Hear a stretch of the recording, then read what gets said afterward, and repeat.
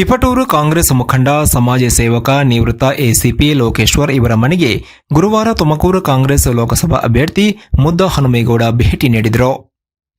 ಇದೇ ವೇಳೆ ಲಘು ಉಪಹಾರ ಸೇವಿಸಿದ ಬಳಿಕ ಮಾತನಾಡಿದ ಅವರು, ಲೋಕೇಶ್ವರ್ ಮತ್ತು ಅವರ ಬೆಂಬಲಿಗರಿಗೆ ನಾನು ಮುಂದಿನ ದಿನಗಳಲ್ಲಿ ಎಲ್ಲ ವೈಮನಸ್ಸುಗಳನ್ನು ಸರಿಪಡಿಸಿ ಉತ್ತಮ ಸ್ಥಾನಮಾನ ದೊರಕಿಸಿಕೊಡುವಲ್ಲಿ ನಾನು ಸಂಪೂರ್ಣ ಪ್ರಯತ್ನ ಮಾಡ್ತೀನಿ ಎಂದು ಭರವಸೆ ನೀಡಿದ್ದಾರೆ. ನೀವು ನನ್ನ ಜೊತೆ ಕೈ ಜೋಡಿಸಿ ಈ ಬಾರಿ ಗೆಲ್ಲಿಸಿದ್ರೆ ನಾನು ಲೋಕೇಶ್ವರ್ ಮತ್ತು ಅವರ ಹಿಂಬಾಲಕರು ಮತ್ತು ಬೆಂಬಲಕರಿಗೆ ಕಾರ್ಯಕರ್ತರಿಗೆ ಏನು ಸ್ಥಾನಮಾನ ಮತ್ತು ಕಾರ್ಯಚಟುವಟಿಕೆ ಬರಬೇಕು ಎಂಬುದನ್ನು ನಾನು ಉತ್ತಮ ರೀತಿಯಲ್ಲಿ ಅವರಿಗೆ ಒದಗಿಸಿಕೊಡ್ತೀನಿ ಎಂದು ಭರವಸೆ ನೀಡಿದರು.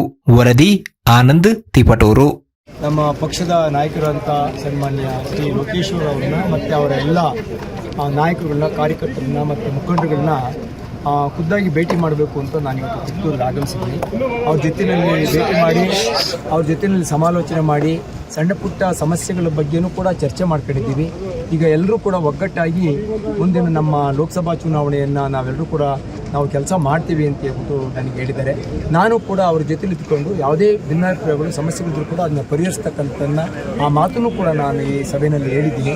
ಮುಂದಿನ ದಿನಗಳಲ್ಲಿ ನಾವೆಲ್ಲರೂ ಕೂಡ ನಮ್ಮ ಪಕ್ಷ ಎಲ್ಲ ಮುಖಂಡರುಗಳು ಕೂಡ ಒಗ್ಗಟ್ಟಾಗಿದ್ದುಕೊಂಡು ತಿಪಟೂರು ತಾಲೂಕಿನಲ್ಲಿ ಕಾಂಗ್ರೆಸ್ ಪಕ್ಷ ಅತ್ಯಂತ ಸದೃಢವಾಗಿ ಬಲಿಷ್ಠ ಆಗಲಿಕ್ಕೆ ಲೋಕೇಶ್ವರ್ ಅವರೂ ಸೇರಿದಂತೆ ನಮ್ಮೆಲ್ಲ ನಾಯಕರುಗಳು ಕೂಡ ಒಗ್ಗಟ್ಟಾಗಿ ಕೆಲಸ ಮಾಡ್ತೀವಿ ಅಂತ ಈ ಸಂದರ್ಭದಲ್ಲಿ ಇಷ್ಟ. ಅವರು ನಿಮ್ಮ ಮೇಲೆ ಅತಿ ಹೆಚ್ಚಿನ ಆತ್ಮವಿಶ್ವಾಸ ಇಟ್ಕೊಂಡಿದ್ದಾರೆ. ನಾನು ಅಷ್ಟೇನೆ, ಮೊದಲಿಂದಲೂ ಕೂಡ ಬಹಳ ವರ್ಷದಿಂದಲೂ ಕೂಡ ನಮ್ಮ ಇಬ್ಬರ ಮಧ್ಯೆ ಬಾಂಧವ್ಯ ಹಾಗೇ ಇದೆ.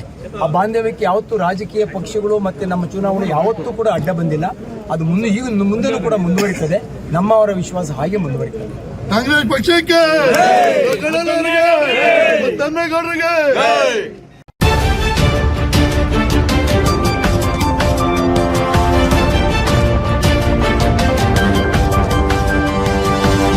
Thank you.